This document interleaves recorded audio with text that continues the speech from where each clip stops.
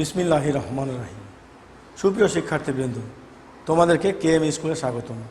আমি মোহাম্মদ আমিনুল ইসলাম তোমাদের সামনে নবম শ্রেণীর তৃতীয় অধ্যায় রসায়নের তৃতীয় অধ্যায় পদার্থের গঠন নিয়ে উপস্থিত হয়েছি। আশা করছি তোমরা ভিডিওটি পুরো দেখবে এবং আমিও আশা করি ভিডিওটি তোমরা যদি পুরোপুরি দেখো এবং শেষ পর্যন্ত দেখে তোমরা ঠিকমতো অধ্যয়ন করো, তাহলে আগামীতে পরমাণু পদার্থের গঠন নিয়ে তোমাদের আর কোনো অসুবিধা থাকবে না বন্ধুরা। তো আমরা চেষ্টা করব তোমাদের বোর্ডে যে বিষয়গুলো রয়েছে গুরুত্বপূর্ণ টপিকগুলো, সেই গুরুত্বপূর্ণ টপিকগুলো নিয়ে কথা বলতে। তো বন্ধুরা, আমরা প্রথমে কথা বলতে চেষ্টা করব মৌল নিয়ে, যেটা সম্পর্কে তোমরা অনেক ছোট কাল থেকেই জেনে আসছো। আমরা জানতে চেষ্টা করব মৌলের প্রতীক নিয়ে। এই মৌলের প্রতীক সম্পর্কে আমরা জানবো বন্ধুরা।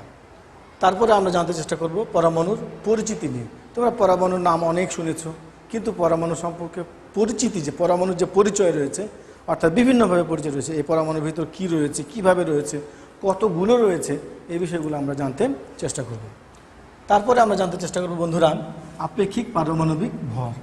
অত্যন্ত গুরুত্বপূর্ণ আমাদের একটি বিষয় আপেক্ষিক পারমাণবিক ভর, যেটা জানলে আমাদের আগামীতে যে রসায়নের অনেকগুলো গাণিতিক সমস্যা আসবে সেগুলো আমরা করতে সক্ষম হব বন্ধুরা।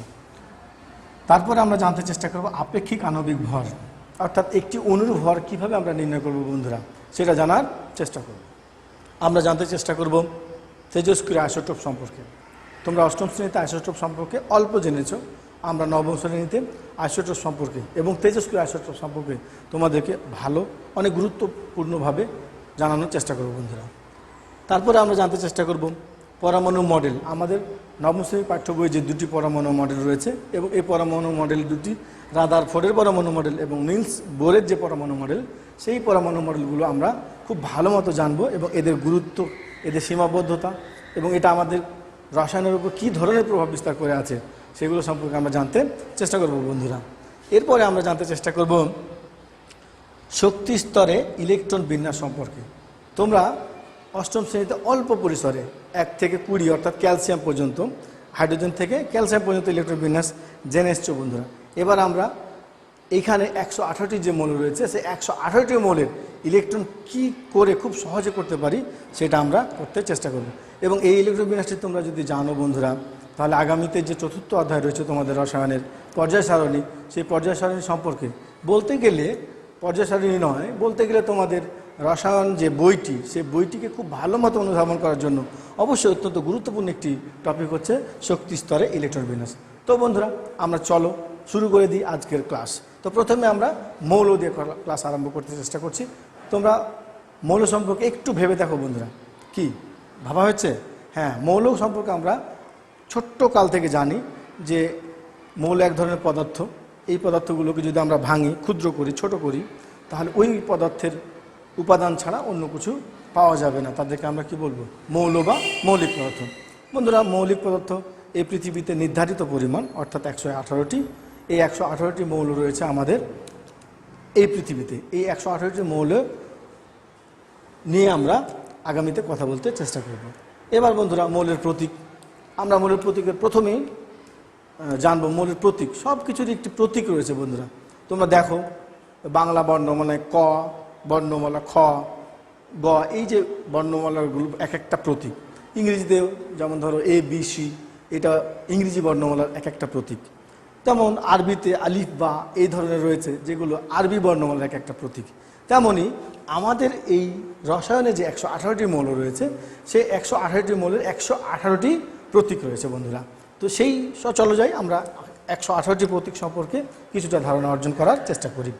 তো কোনো মৌলের ইংরেজি বা ল্যাটিন, খেয়াল করে দেখো, দুটি বিষয় সম্পর্কে বলা হচ্ছে। একটি হচ্ছে ইংরেজি, আর একটা হচ্ছে কি ল্যাটিন। তার মানে মৌলের প্রতীক কয় ভাষা থেকে হয়? 2 ভাষা থেকে। কি কি? একটা হচ্ছে ইংরেজি আর একটা হচ্ছে ল্যাটিন। নামের সংক্ষিপ্ত রূপকে, অর্থাৎ পুরো না কিন্তু সংক্ষিপ্ত রূপকে প্রতীক বলা হয়। যেমন বন্ধুরা, অক্সিজেন, অক্সিজেনের প্রতীক ও।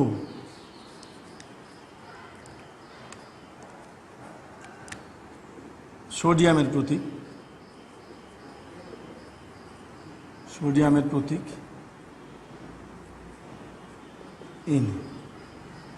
তো আমরা বোর্ডে একটি চার্ট লিখে রেখেছি, তোমরা খেয়াল করো। এইখানে আমরা মৌল ইংরেজি নাম এবং প্রতীক, এখানে আবার খেয়াল করো মৌল ল্যাটিন নাম এবং প্রতীক। অর্থাৎ কিছু মৌল আমরা নাম লিখেছি যেগুলো ইংরেজি ভাষা থেকে এসছে, কিছু আমরা লিখেছি যেগুলো ল্যাটিন থেকে এসছে। তো খেয়াল করো বন্ধুরা, প্রতীক কিন্তু লেখার কিছু নিয়ম রয়েছে। কি নিয়ম? প্রথমেই 1 নম্বর নিয়মটা হচ্ছে যে পুরো নামের সংক্ষিপ্ত রূপ, এই রূপকে প্রকাশ করার সময় যে বর্ণটি আমি প্রথমে ব্যবহার করব তা অবশ্যই ক্যাপিটালে হতে হবে। কিসে হতে হবে? ইংরেজি বা ল্যাটিন নামের প্রথম অক্ষরটি ক্যাপিটাল লেটারে হবে, ক্যাপিটাল লেটার হবে। তাহলে প্রথমটা কী হবে? অবশ্যই ক্যাপিটাল লেটার হবে। মৌলের প্রতীক 1 অক্ষর বিশিষ্ট হতে পারে, যেমন তোমাদের সামনে দেখো বন্ধুরা, অক্সিজেন কয় অক্ষর বিশিষ্ট? 1 অক্ষর। 2 অক্ষর বিশিষ্ট হতে পারে, যেমন সোডিয়াম, কপার, যেমন সোনা, যেমন লোহা, যেমন কোবাল্ট, এগুলো কি সবই 2 অক্ষর বিশিষ্ট। খুব অল্প পরিমাণ রয়েছে যেগুলো 3 অক্ষর বিশিষ্ট। এগুলো আমরা উদাহরণ হিসেবে নিয়ে আসিনি বন্ধুরা, তোমাদের বইয়ে বা পর্যায় সারিতে রয়েছে, সেগুলো একটু দেখে নেবা। তাহলে আমরা দেখো, খেয়াল করো, অক্সিজেনের ইংরেজি নাম কি? দেখো OX বানান আকারে আমরা লিখে রেখেছি, তার প্রথম বর্ণটা ও আমরা নিয়েছি। কার্বনের প্রথম বর্ণ C, ক্যাপিটাল লেটারে C নিয়েছি আমরা। ক্লোরিনের কিন্তু Cl, দেখো বন্ধুরা খেয়াল করো, ক্লোরিন বানানটা দেখো, CHLORIN, উচ্চারণটা অনেক সময় ক্লোরিন হয়ে যায়, RINE, অনেক সময় ক্লোরিন হয়ে যায়, কিন্তু আমরা এটা ক্লোরিন বলি না, কি বলি? ক্লোরিন। তাহলে ক্লোরিন কথাটা বলতে গেলে H বাদ দিয়ে Lটা আগেই চলে আসে, যার কারণে প্রতীক লেখার সময় Hটা বাদ দিয়ে আমাদের কি আসছে? Cl আসছে। তাহলে 2 বর্ণ বিশিষ্ট, 2 অক্ষর বিশিষ্ট যদি কোনো প্রতীক হয় বন্ধুরা, তাহলে প্রথম বর্ণটি হবে ক্যাপিটাল লেটারে, আর উচ্চারণের দিক থেকে যে বর্ণটি ফার্স্টে আসবে, অর্থাৎ প্রথম বর্ণের পর যেটা সর্বাধিক গুরুত্ব দিয়ে আসবে, সেটাকে আমরা স্মল লেটারে লিখব। এইভাবে আমরা প্রতীক লিখব বন্ধুরা। তো খেয়াল করো, এখানে ক্যালসিয়াম থেকে Ca, কোবাল্ট থেকে CO এসছে। এবার দেখো বন্ধুরা, ল্যাটিন নামগুলো, যেমন সোডিয়াম, আমাদের এটাও হওয়ার কথা ছিল Na না হয়ে এই সোডিয়ামের ইংরেজি নাম যদি আমরা লিখি সোডিয়াম, যদি ইংরেজিতে লিখতাম, ইংরেজিতে SODIUM, সোডিয়াম, তাহলে এসও হওয়ার কথা ছিল বন্ধুরা, কিন্তু এসও না হয়ে হয়েছে কি? Na, অর্থাৎ এর ল্যাটিন নাম কি? ন্যাট্রিয়াম, অর্থাৎ Na, সেইখান থেকে এসছে আমাদের Na। এরকম এইভাবে আমরা CU পেয়েছি বন্ধুরা, থেকে কাপ্রাম থেকে, CUP থেকে, এই কাপ্রাম অর্থাৎ কপারের ল্যাটিন নাম হচ্ছে কাপ্রাম। অনুরূপভাবে পটাশিয়ামের ল্যাটিন নাম হচ্ছে ক্যালিয়াম থেকে আমরা কি? কে পেয়েছি। গোল্ডের ল্যাটিন নাম অর্থাৎ সোনার ল্যাটিন নাম হচ্ছে আরাম থেকে আমরা AU পেয়েছি।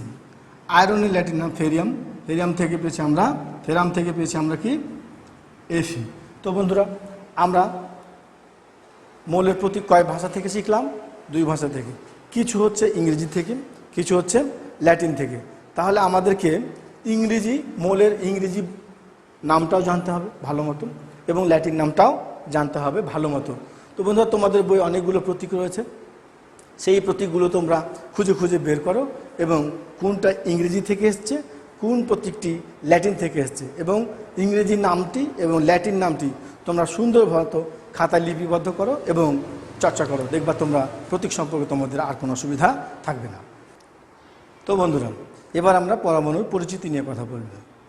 তো চলো বন্ধুরা, পরমাণুর সাথে আমরা পরিচিত হই। তো পরমাণুর সাথে যখন আমরা পরিচিত হব, তখন কয়েকটি বিষয় সম্পর্কে আমরা জানব। 1 নম্বর, পরমাণুর ভিতরে অনেকগুলো কণা রয়েছে, সেগুলো সম্পর্কে আমাদেরকে জানতে হবে। তো দেখি বন্ধুরা, পরমাণুর ভিতরে কয়টি কণা রয়েছে। তোমরা 8ম শ্রেণীতে জন ডাল্টনের 1803 খ্রিস্টাব্দে জন ডাল্টন পরমাণুবাদ সম্পর্কে একটি গুরুত্বপূর্ণ মতবাদ প্রকাশ করেছিলেন। সেই মতবাদে একটি পর্যায়ে তিনি বলেছিলেন পরমাণু সমূহকে ভাঙা যায় না, কিন্তু বন্ধুরা পরবর্তীতে এটা প্রমাণিত হয়েছে যে পরমাণুকে ভাঙা যায়, এবং পরমাণুকে ভাঙলে দুই ধরনের কণা পাওয়া যায়। একটা হচ্ছে স্থায়ী কণা, একটা হলো স্থায়ী কণা, আর আরেকটা হচ্ছে অস্থায়ী কণা। তো আমরা এখানে স্থায়ী কণা নিয়ে কথা বলবো। স্থায়ী কণা তিনটি, কী কী? ইলেকট্রন, প্রোটন আর নিউট্রন। তো ইলেকট্রন, প্রোটন আর নিউট্রন সম্পর্কে যখন আমরা জানবো বন্ধুরা, তো ইলেকট্রনের প্রতীককে আমরা ই দ্বারা প্রকাশ করে থাকি। ইলেকট্রনের প্রতীককে আমরা ই দ্বারা প্রকাশ করে থাকি।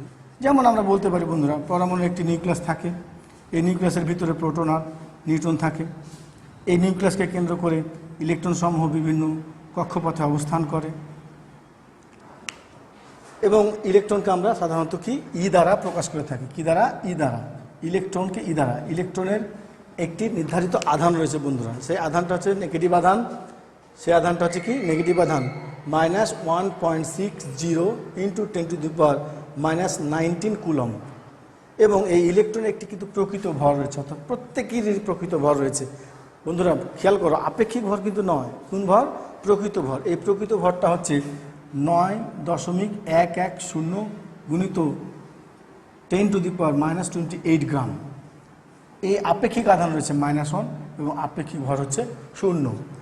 অনুরূপভাবে প্রোটনকে পি দ্বারা প্রকাশ করা হয়। প্রিটনের প্রকৃত আধান হচ্ছে +1.60 × 10⁻⁻19 কুলম, এবং প্রকৃত ভর হচ্ছে 1.673 × 10⁻⁻24 গ্রাম। আপেক্ষিক আধান হচ্ছে +1, আপেক্ষিক ভর হচ্ছে শুধুমাত্র 1। নিউট্রনকে এন দ্বারা প্রকাশ করা হয়ে থাকে। প্রকৃত আধান হচ্ছে 0, অর্থাৎ আধান নিরপেক্ষ কণা হচ্ছে নিউট্রন। প্রকৃত ভর হচ্ছে 1.675 × 10⁻⁻24 গ্রাম। আপেক্ষিক আধান হচ্ছে 0, আপেক্ষিক ভর হচ্ছে 1।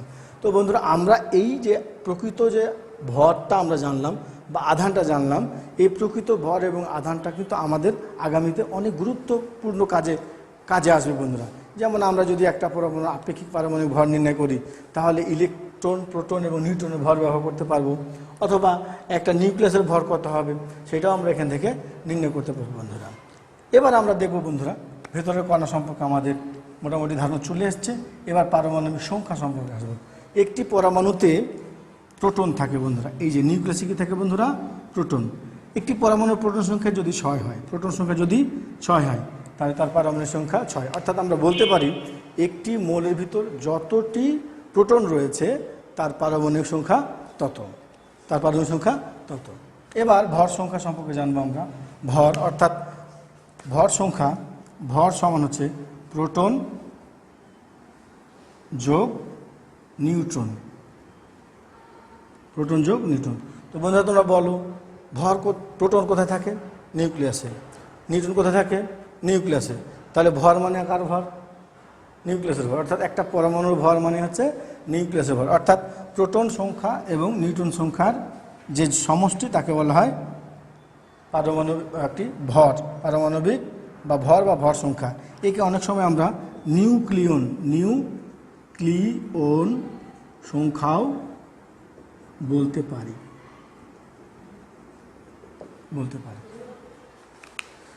এবার দেখো বন্ধুরা, আমরা দুটি বিষয় সম্পর্কে এখানে চলে এসেছি। এবার এই বিষয়টি সম্পর্কে জানব। এখানে খেয়াল করো বন্ধুরা, Na 11 23। তো এখানে 11 দ্বারা কি বোঝানো হয়? 11 দ্বারা বোঝানো হয় পারমাণবিক সংখ্যা, আর 23 দ্বারা বোঝানো হয় ভর সংখ্যা, আর Na দ্বারা বোঝানো হয় মোলের প্রতীক, আর এরপরে দেখো খেয়াল করো বন্ধুরা, এটা হলো 1 নম্বরে ছিল, এটা 1 নম্বরে, এটা হলো 2 নম্বর। একই রকম জিনিস নিয়েছে, একটু চেঞ্জ ছিল। এবার যদি 2 নম্বরটা করি আমরা বন্ধুরা, তাহলে এখানে একটা কি প্লাস দিতে পারি আমরা। এখানে যখন প্লাস চলে আসে +1, তাহলে এটাকে আমরা +1 আধানের পরিমাণ বলতে পারি। আধানের পরিমাণ। আধান কিন্তু 2 রকম হয় বন্ধুরা, নেগেটিভ আধান হতে পারে, আবার পজিটিভ আধানও হতে পারে। এখন এটাকে আমরা পুরো সংক্ষেপ একদম নিয়ে চলে আসবো কি, এক্স। তাহলে এক্স দ্বারা বুঝালাম। এবার এখানে বোঝানো হয় 11, এখানে হলো 12, এখানে হলো কত, এবার এক্স বললাম, এটাকে আমরা জেড বললাম, এটাকে আমরা এ বললাম, এটাকে প্লাস মাইনাস এম বললাম।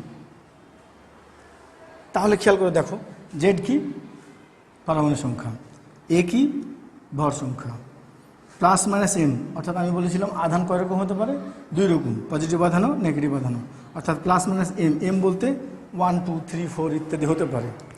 আর এক্স হচ্ছে মৌলের প্রতীক। এবার এইখান থেকে যখন আমরা খেয়াল করব, এখানে যদি আমাদেরকে বন্ধুরা বলে যে এখানে ইলেকট্রন কয়টি রয়েছে, যদি বলে ইলেকট্রন কতটি রয়েছে, ইলেকট্রন কতটি, ইলেকট্রন সংখ্যা কত, কিসের, আমরা যদি এখানে যাই 23 11 সোডিয়াম প্লাস, এর ইলেকট্রন সংখ্যা কত, তাহলে এর প্রোটন সংখ্যা কত আমাদেরকে প্রথমে জানতে হবে।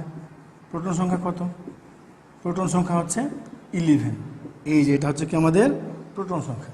এবার ইলেকট্রন সংখ্যা কত হবে, ইলেকট্রন সংখ্যা বন্ধুরা প্রোটন সংখ্যার সমান কিন্তু একটি পরমাণুতে ইলেকট্রন সংখ্যা থাকে।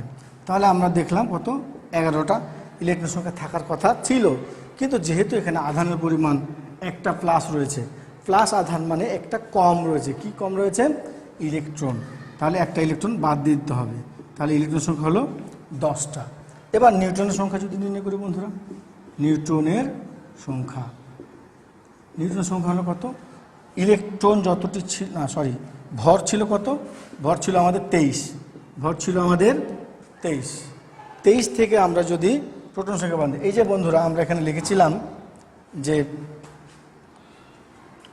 এখানে যদি আমরা 11 বাদ দিই, অর্থাৎ কি এটা, তাহলে এটা কি হলো ভর বিয়োগ কি এটা প্রোটন, সমান হলো কি নিউট্রন সংখ্যা, নিউট্রন সংখ্যা কত হবে তাহলে এখানে 12। তো বন্ধুরা একটা কথা মনে রাখবা তোমরা সবসময়, প্রোটন সংখ্যা আর পারমাণবিক সংখ্যা সমান।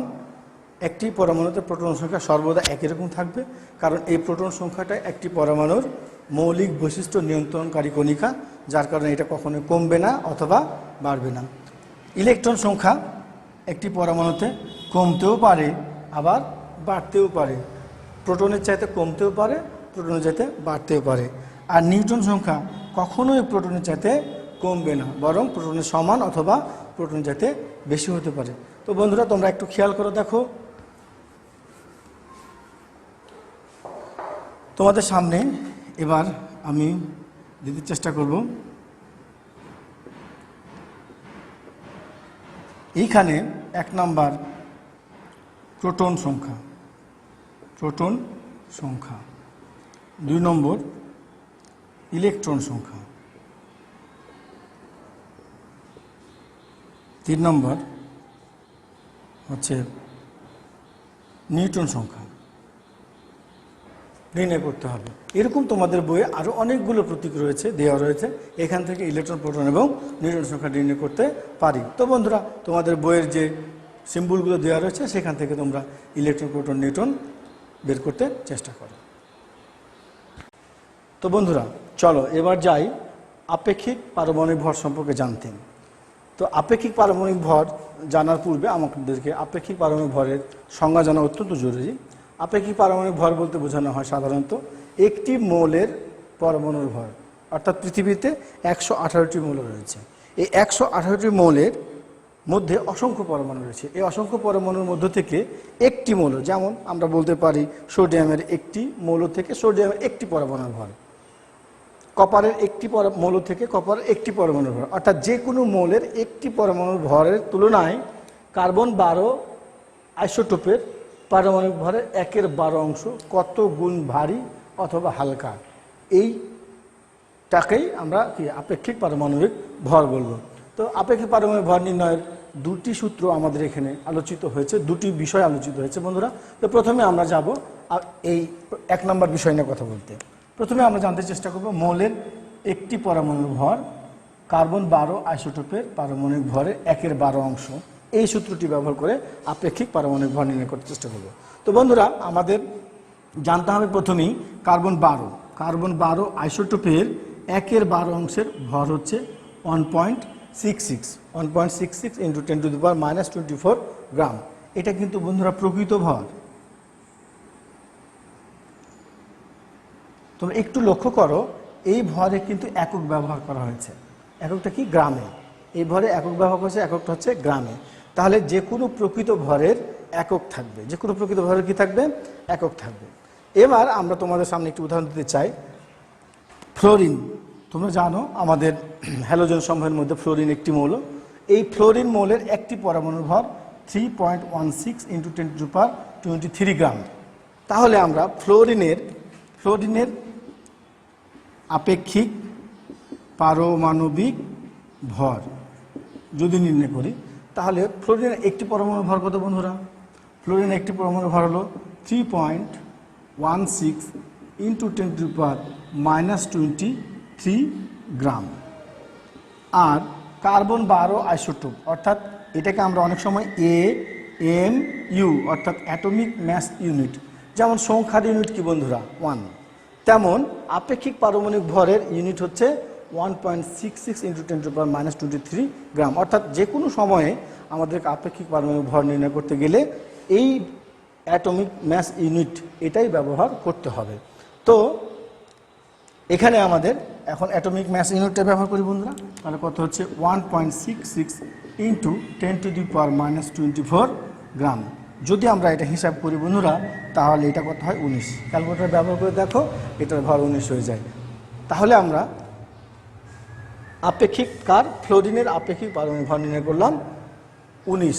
এবার তোমরা খেয়াল করো বন্ধুরা, এই আপেক্ষিক পারমাণবিক ভরে কি কোনো একক ব্যবহার করা হয়েছে? না, একক ব্যবহার করা হয়নি। কেন? যেহেতু দুটি ভরের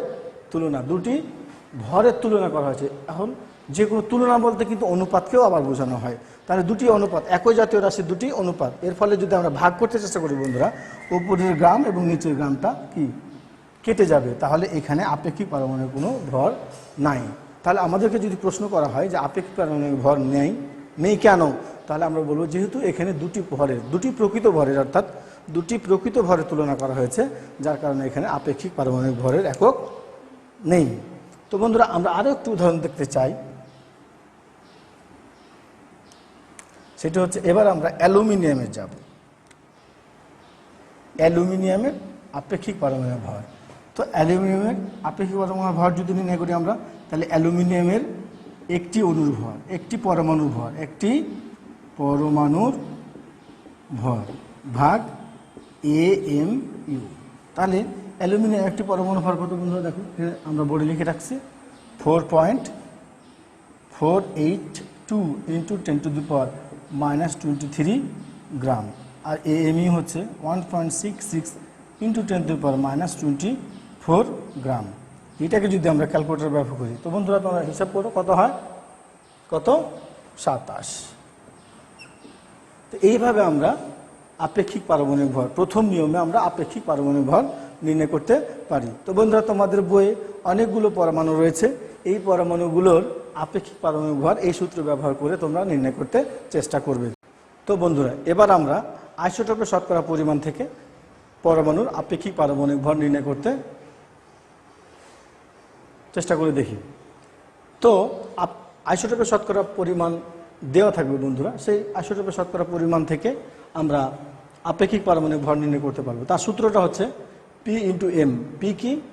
আইসোটোপের একটি পরমাণুর যে ভরগুলো দেওয়া থাকে সেটা, M হচ্ছে তার শতকরা পরিমাণ, Q আরেকটি আইসোটোপের ভর, আর N হচ্ছে যে আইসোটোপের আমরা ব্যবহার করবো তার শতকরা পরিমাণ, আর 100 তো আমাদের একটি সংখ্যা। তো বন্ধুরা, আমরা একটা উদাহরণ দিয়েছি। প্রকৃতিতে ক্লোরিনের দুটি আইসোটোপ আছে, তার মধ্যে ক্লোরিন 35-এর একটা আর ক্লোরিন 37-এর একটা। তো ক্লোরিন 35-এর শতকরা পরিমাণ হচ্ছে 75, আর ক্লোরিন 37-এর শতকরা পরিমাণ হচ্ছে 25। অর্থাৎ প্রকৃতিতে একটা ক্লোরিন 75% আর একটা ক্লোরিন হচ্ছে 25%। যেটা 75% তার ভর হচ্ছে 35, আর যেটা 37 সেটা 25। তো এই বন্ধুরা, চলো এবার আমরা আপেক্ষিক পারমাণবিক ভর নির্ণয় করি। এখানে আমরা 35 নিয়ে এসছি, এখান থেকে 35, তারপরে 75। তাহলে আমরা এখানে 35, এখানে যদি আমরা 37 ব্যবহার করতাম বন্ধুরা, তাহলে এটাকে 37কে দিয়ে 25 দিয়ে গুণ করতে হতো, অর্থাৎ আমরা কোনটা আগে বা কোনটা পরে লিখবো এটা কোনো ব্যাপার না, আমরা লিখলেই হলো। এবার দ্বিতীয় আইসোটোপের ভর ছিল 37, তার পরিমাণ ছিল, শতকরা পরিমাণ ছিল 25 ভাগ 100। তাহলে এটাকে যে গুণ করলে হয় 26 25, আর এটাকে গুণ করলে 9 25, এই দুটোকে গুণ করলে হয় 35 50, এইটাকে ভাগ করলে হয় 35.5। তো এইভাবে আমরা আইসোটোপের শতকরা পরিমাণ যদি দেওয়া থাকে বন্ধুরা, তাহলে সেইখান থেকে আমরা কি আপেক্ষিক পারমাণবিক ভর নির্ণয় করতে পারব। তো এবার বন্ধুরা আরেকটা বিষয় সম্পর্কে আমরা জানতে চেষ্টা করব। এখানে খেয়াল করে দেখো, কপারের দুটি আইসোটোপ আমরা বোর্ডে লিখেছি, একটি ভর হচ্ছে 63 আর একটা ভর হচ্ছে 65। এবার কপারের গড় পারমাণবিক ভর, এই দুটির গড় পারমাণবিক ভর কিন্তু 63.5। এইখান থেকে এই তথ্য থেকে আমরা কি করব, আইসোটোপের শতকরা পরিমাণ নির্ণয় করব। বন্ধুরা তোমরা জেনে থাকবা, পৃথিবীতে সকল বস্তু 100% বিদ্যমান। সকল বস্তু কত? 100% বিদ্যমান। তাহলে আমরা ধরে ফেলি যে মনে করি 63 কপার এর পরিমাণ, এর শতকরা পরিমাণ বা পরিমাণ যাই বলো, পরিমাণ হলো x, আর 65 কপারের পরিমাণ হলো 100 বিয়োগ x, অর্থাৎ টোটাল হলো দুটো মিলে হলো কত? 100%। প্রথমে যদি আমরা x ধরি তাহলে পরেরটা হবে 100 মাইনাস x। এবার কপারের আপেক্ষিক পারমাণবিক ভর, একই সূত্র বন্ধুরা, ওইখানে P into M plus Q into N ভাগ 100। তো আমাদের বোর্ডে কিন্তু দেওয়া আছে বন্ধুরা, এই যে দেখো কপারের পারমাণবিক ভর কত? 63.5। P এর পরিমাণ, এখানে আমাদের প্রথম আইসোটোপ, N কত পার্সেন্ট বন্ধুরা? x%। 63কে আমরা কত পার্সেন্ট ধরেছি? x, তাহলে x দ্বারা গুণ করব, প্লাস Q কত বন্ধুরা? Q দ্বিতীয় আইসোটোপের ভর 65, N কত? দ্বিতীয় আইসোটোপের শতকরা পরিমাণ 100 মাইনাস x ভাগ কত? 100। এবার যদি আমরা আড়াআড়ি গুণ করি বন্ধুরা, 63x plus 6500 minus 65x into 6350, যদি আমরা ক্যালকুলেশন করি বন্ধুরা, তাহলে মাইনাস এটা থেকে এটা বাদ দিলে হয় কত? Minus 2x 6350 minus 6500। তো বন্ধুরা আমরা এই দিকটাকে একটু অফ করি।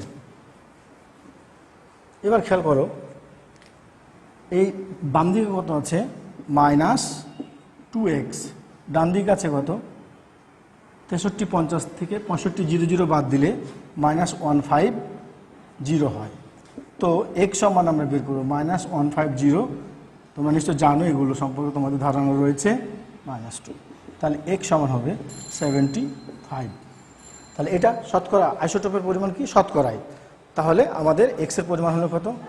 63 কপার হলো কত? 75%। এবার 65 কপার হচ্ছে কি 100 বিয়োগ 75% সমান 25%। তাহলে বন্ধুরা খেয়াল করো, আমরা কি করেছি? আইসোটোপের শতকরা পরিমাণ ছিল, সেখান থেকে আপেক্ষিক পারমাণবিক ভর নির্ণয় করেছি। আবার দুটি আইসোটোপের ভর দেওয়া ছিল এবং আপেক্ষিক পারমাণবিক ভর ছিল, সেখান থেকে আইসোটোপের শতকরা পরিমাণ নির্ণয় করেছি। তাহলে আপেক্ষিক পারমাণবিক ভর নির্ণয়ের সূত্র দুটি বন্ধুরা আমরা তোমাদের সাথে আলোচনা করতে চেষ্টা করছি। এবার তোমরা তোমাদের পাঠ্য বইয়ে খেয়াল করে দেখো, অনেকগুলো আইসোটোপ, যেমন অক্সিজেন আইসোটোপ, ম্যাগনেসিয়ামের আইসোটোপ, এরকম অনেকগুলো আইসোটোপ রয়েছে। সেই আইসোটোপের শতকরা পরিমাণ ব্যবহার করে তোমরা আপেক্ষিক পারমাণবিক ভর এবং আপেক্ষিক পারমাণবিক ভর দেওয়া থাকলে শতকরা আইসোটোপের পরিমাণ নির্ণয় করার চেষ্টা করে দেখো। তো বন্ধুরা এবার আমরা আপেক্ষিক আণবিক ভর নির্ণয় করব।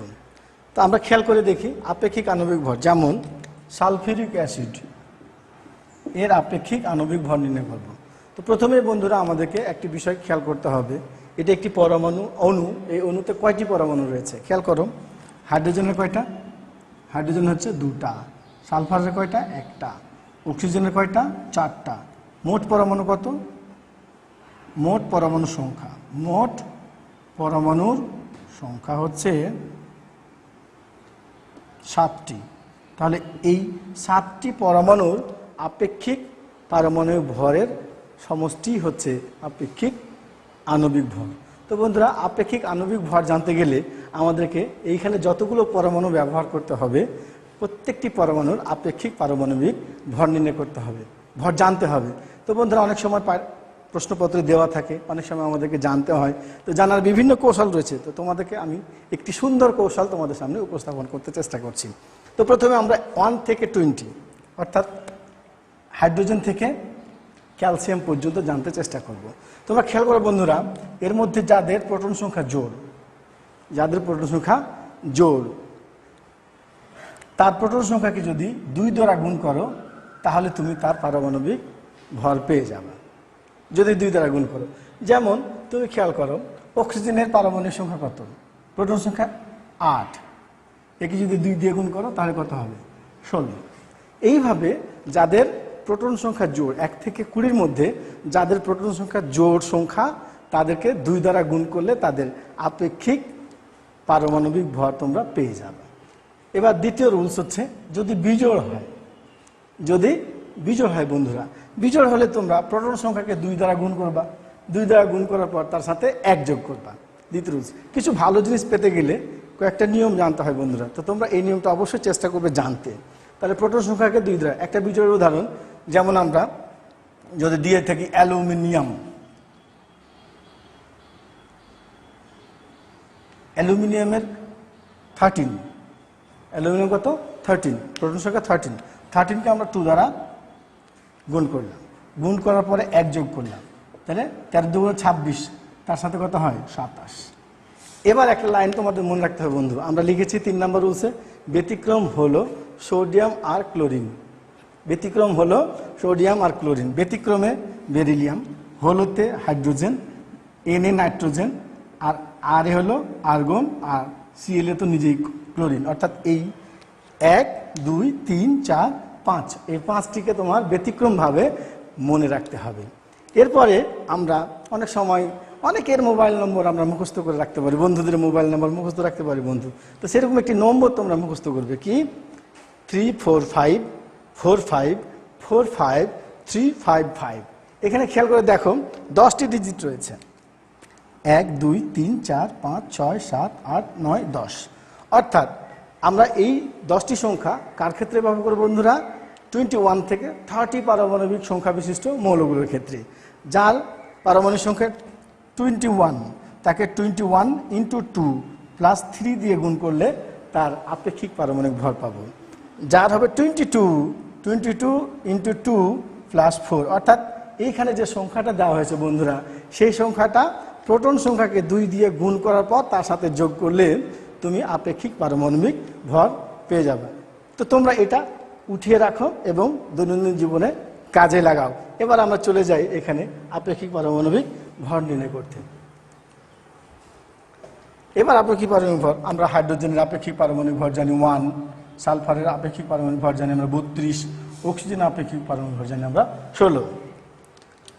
তাহলে আমরা গুণ করবো এবার 1, কয়টা হাইড্রোজেন আছে বন্ধুরা? 2টা, তাকে 2 দ্বারা গুণ করতে হবে, তারপর যোগ করতে হবে। বলেছিলাম আমরা যতগুলো পরমাণু রয়েছে ততগুলো পরমাণুর আপেক্ষিক পারমাণবিক ভরের সমষ্টি হচ্ছে আপেক্ষিক আণবিক ভর। তাহলে 32 × 1 + 16 × 4, তাহলে দেখো এখানে বন্ধুরা 2, তাহলে কত হলো? 64। তাহলে দেখো 64, এটার কত হচ্ছে? 98। তাহলে আমরা বলতে পারি বন্ধুরা যে 98 সালফিউরিক অ্যাসিডের আপেক্ষিক আণবিক ভর, সালফিউরিক অ্যাসিডের আপেক্ষিক আণবিক ভর হচ্ছে 98। তাহলে 98 গ্রামের মধ্যে দেখো এটা 2 গ্রাম কি? এই যে হাইড্রোজেন, 32 গ্রাম কি? সালফার, 64 গ্রাম কি? অক্সিজেন। এইভাবে তার মধ্যে যে আপেক্ষিক আণবিক ভর রয়েছে সেটা ইন্ডিভিজুয়ালি মৌলগুলো কোনটি কত পরিমাণ সেটাও আমরা নির্ণয় করতে পারব। তো বন্ধুরা, আমরা তোমাদের পারক্লোরিক অ্যাসিডের আপেক্ষিক পারমাণবিক ভর নির্ণয় করতে চেষ্টা করো।